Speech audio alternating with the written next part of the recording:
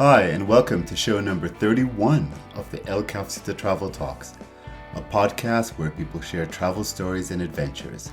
My name is Tony Lloyd, and I'm your host. I'd like to thank all the people who have been listening from all over, but some special thanks to people in Slovakia, in Belgium, in the US Virgin Islands, Nepal, Turkey, and a whole lot more. For anyone who's interested in donating to this show, please take a look at our podcast notes to see how you could do so. All contributions will be gratefully appreciated.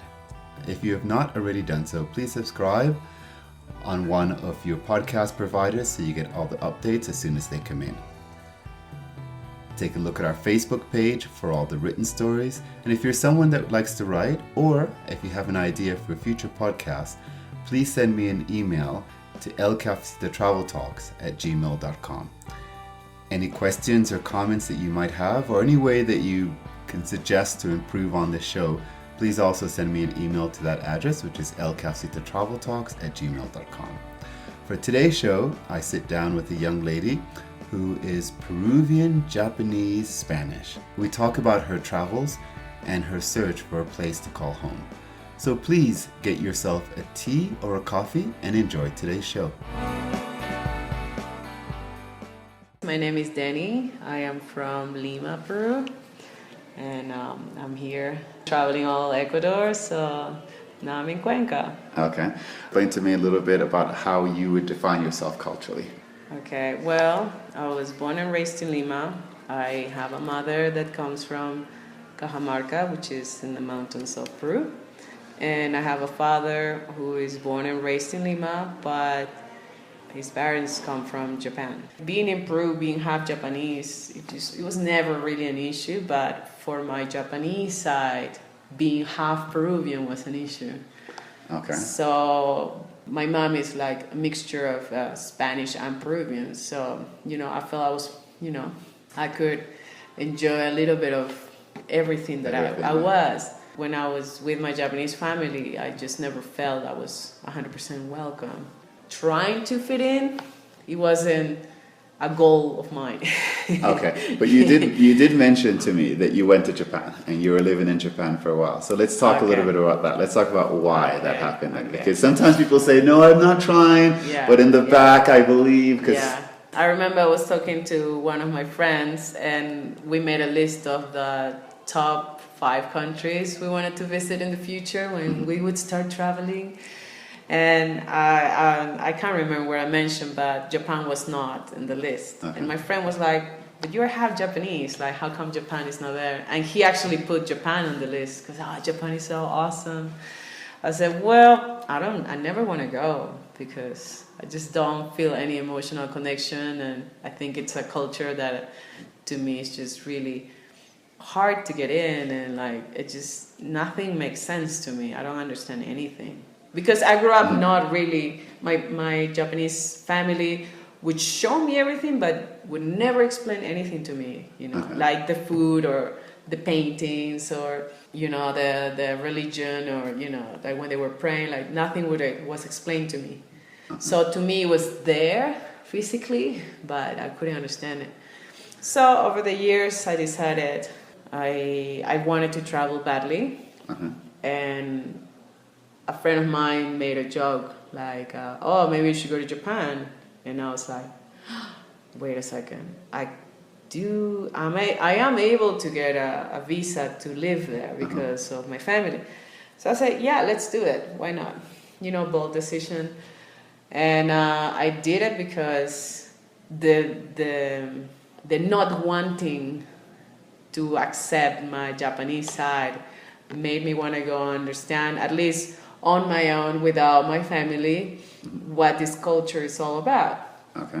So I want to hear a little bit about, you got the ticket in your hand and you're getting on the plane and you're flying into Japan, because I believe that something must be going through your head at that moment while you're on the plane and the plane is about to land. I'm thinking, all right, here I am, here I'm going, and I don't know, I want to just absorb not just the culture, but learn something else that not because I'm half Japanese, but I wanted to be just a neutral person, you know. Well, at the moment I wasn't thinking of meeting my family because they were in Okinawa. Okay. So I just went to Tokyo, just like, you know. Okay, this is the thing. Because I'm very blended, you know, I'm just like Spanish, Peruvian, Japanese. Like I grew up feeling that nothing would apply to me, like in terms of discrimination. So I felt like I was immune to to any of these things because I'm just too mixed, you know. So when I was there, like, and because I never had like an emotional, like a strong emotional connection to my Japanese family, like even if Japanese people would be, you know, discriminating towards me, I wouldn't feel offended, you know.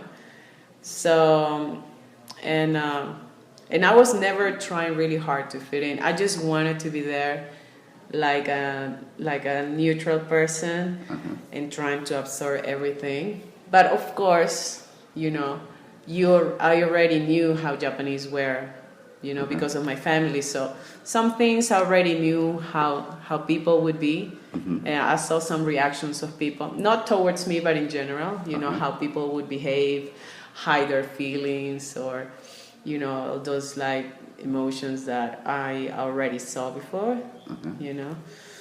So, but I have to say that my first 3 years in Japan were really difficult, you know. How long were you in Japan altogether?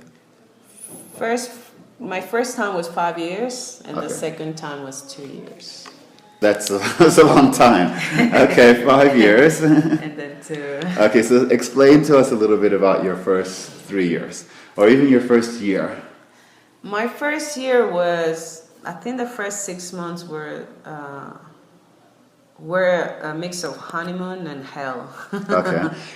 There is something in multiculturalism that's called the honeymoon phase, and it's within your first 3 months. And what the honeymoon phase means is that you get there and you're all excited and everything is new, everything is wonderful, everything is spectacular. Yeah. And then as you try to fit in and settle, you realize that some of these things have become more of a challenge. So let's talk a little bit about that. So what were some of the things that not some of the external things, like obviously we know that if you look at a sign in Japanese and it's not in Spanish or English, we obviously know that the sign is going to be written in a different way. That I'm not sure how strong your Japanese was at the time, but let's look at some of the internal things. Well, my Japanese was non-existent, so I couldn't really communicate, and I was really scared that whatever would happen to me, like nobody would help me, you know, because in Tokyo that's really common. You know, something would happen and no one would stop, you know. I mean, it's a peaceful city, you know, but you know, but I mean that's just in general, whether you're Japanese or foreigner. But anyway, I don't know, I was just trying to, the thing is, like, I was working at a place where I was working with foreigners. Okay. What were you doing? I was teaching English back then. So I was working with foreigners, and so they were my family, you know? Okay. And I'm assuming that you were teaching English to Japanese. Yes. Okay. Yes. So here you are, you're the teacher, teaching English to Japanese. Did any of them comment or ask you, or did you have any, like, okay, what were some of the feelings there? Yeah, a lot of people would ask me, like, where are you from? I said, I was from Peru, and some people would, you know, comment on my looks, you know, like, oh, but you look a little, you know, because they would look at my name. Okay. And I would explain to them about my background, so they would find it interesting, but they would still see me as Peruvian, you know, and to me that was normal. You know, and I was never expecting them to welcome me. It's like, oh, you're half Japanese, welcome to Japan, or you know. But they were always were friendly and really polite, and you know. But what were some? You said in the first 5 years was difficult, but what were some of the difficulties? I think Japanese culture is just a very close culture. Uh-huh. It doesn't matter if you live there for 20, 30, 40 years. Like, you will always be a foreigner to them, you know. Okay. But give us an example. It's just the treatment. Like, they can be really kind. They can do anything for you. Like, you need help, they'll help you. I mean, that's something that I really love about Japan. Like, someone that, I mean, they get to know you in person. Like, they would love to be your friends, but they would always put, like, okay, there's a limit, you know, of the friendship or something, like, you know. So, and that's how they are. So I understood that it wasn't just my family. That's just how Japanese people are. And then I was learning through the history, you know, that they were a country that were shut down for many years. So for them, it's really hard to accept things from outside. So I was understanding that that's how they are, and the society put pressure on themselves too, you know. Like, you're not allowed to call your kid give your kid a foreign name, for example, you know. I mean, you can, but it doesn't look good to them, you know, things like that. So you learn those things, so you understand, okay, I get it, you know. And but could you give us like a specific example of something that happened in like in one day or one event or something, a specific example of something, that you made, that, you know, you said you had a hard time, so like maybe one time where you're just like, okay, I can't take it anymore, or, you know, I need to go, I don't want to go, or you were very upset. A specific example. It was. I think the reality is that people never treated me badly. You know, people were always kind to me. You know. But you said that the first 5 years was difficult. Emotionally for me, because that's what I'd like to hear. So one of those examples of one of those emotional time. It's just not. I can't remember one specific moment. It was just everything. You know, like just feeling that, just the feeling that you're different in the whole city. You know, like it's like I am the drop of oil in this bowl of water. You know, like no matter where I go, like I'm never going to be part of the water. You know, it's you know, it's very alienating, but I mean, you just don't feel you're part of it. Like, it's not something you can explain, like, yeah, this happened. Or, one. Okay. I have one. Well, there's got to be a day. Okay. There was this lady who was one of my students, and she became my friend, and she was a Japanese dancer. So she had so many kimonos, blah, blah, blah. And I told her that I really like kimonos. And she's like, oh, I'll take you kimono shopping. And she took me to all these places. And I remember I went to this really, really old-fashioned kimono shop, and the lady... you know, she was an old lady. She was like, nah, I think she's a little too fat for her to wear a kimono. And I'm not fat, like. Not at all. You know, but she would just make a comment like, she had to make some comment as in like, I'm uncomfortable making her put on a kimono, kind of, you know. So those little things, you know. And or for example, but I was not welcome in a swimming pool because I had tattoos. They asked me to leave the pool. You know, I was swimming, and some people in the pool, like older people, like they complained at reception, and so they asked me to leave. So that was one, for example. Yeah. But I was like, okay, here we go again. Like, yeah. But, you know, I think it took me a little too long to find my group of friends, and the right Japanese people for me, I guess, But eventually, the 4th and 5th year were good years for me. Okay. So when I left Japan, I felt like I had a hangover. I was exhausted. I was mentally exhausted, but with a good ending, because I was enjoying myself. I was just, accepting the way Japanese culture was. Okay. So I wasn't really trying to change anything. I was just, learning who I was. And I did, in those 5 years, I met many half Japanese. Moved to Australia. Love everything physically was impressive, like the houses, the beach, the weather, no crime, like low crime, and just everything was just fantastic. But somehow I just didn't feel it was home.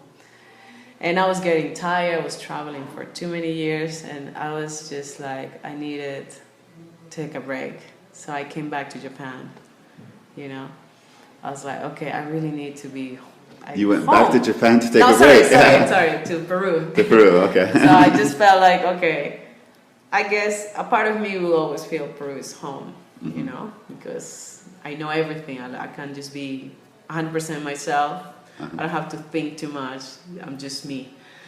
But there's still, okay. There are parts that I can't adjust to, like going back to see who were my good friends, to see them again, and they just don't understand me anymore.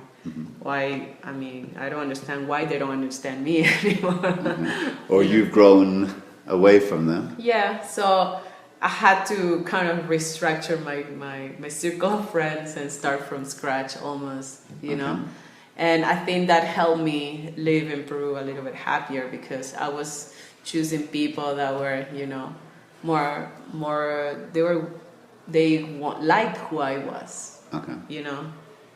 Who I am now. Sorry. And so that's helped me a lot. But still, I think I don't know where home is yet.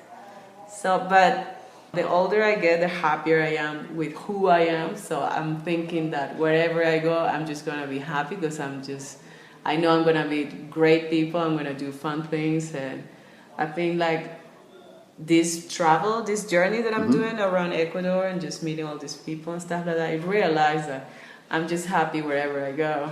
So, of course, I want to keep on traveling, but I think I'm finding, that home is just in my mind.